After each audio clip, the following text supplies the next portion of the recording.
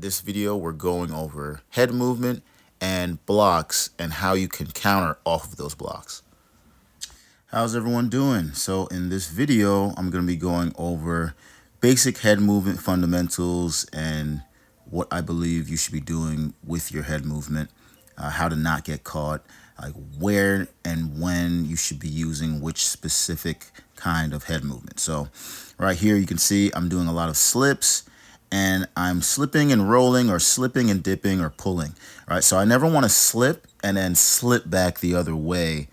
Maybe in the beginning as a basic drill, you can do that just to work on your initial head movement, but you really don't want to do that during an actual fight, slipping and then going back to the other direction, because you can just easily get caught on the center line when you're doing that. So here I'm demonstrating that I'm slipping my head, I'm pulling, I'm slipping, and then I'm rolling, right? I'm never going back the other direction directly. I'm trying to keep my head off the line as much as possible. And by doing that, it's going to make your opponents, it's going to give them a harder time tracking your head, and you'll be safer essentially. So slipping to your left or slipping to your right, slipping to your left and rolling to your right, slipping to your right and rolling to your left, a slip and then a pull, all these kind of combinations, maybe even a pull and a slip, or a pull and then a slip and then a roll. These kind of head movements will keep you from getting caught easily by your opponent. Now, what else is important is not to have the exact same pattern when you're moving your head. If I move my head to the left and then pull, and then I just keep doing that continuously, my opponent's going to catch on to that, and then from there, I'm going to get countered, So it's really important that you're slipping, moving your head, but then breaking up your rhythm a little bit so it's not so easy for your opponent to make a read.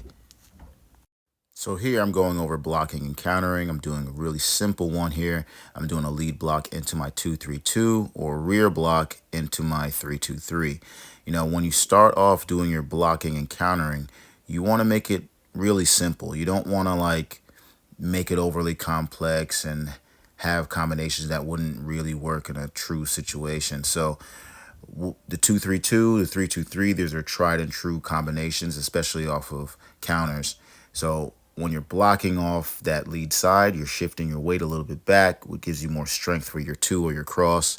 And then when you're blocking with your rear side, you're shifting your weight over to your lead hip, and it will give you more power on your lead hook returning. So these are just super basic ways to defend and counter, especially at the beginning level. When you get a little bit higher level, you'll be using your head movement and countering, slips and countering, rolls and countering, pulls.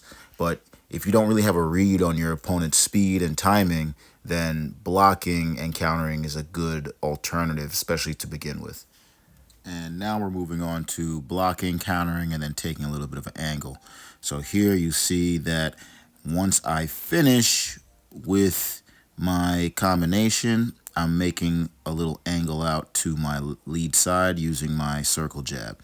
The circle jab is a great tool to get your angle, control your opponent's weak or strong side, depending on what stance they're in and what stance you're in, and getting around them, squaring them up if you're the same stance, or just getting to their weak side if they're opposite stance. So essentially, I'm doing my counter here, my block, my counter, and then I use the circle jab to get to a new angle.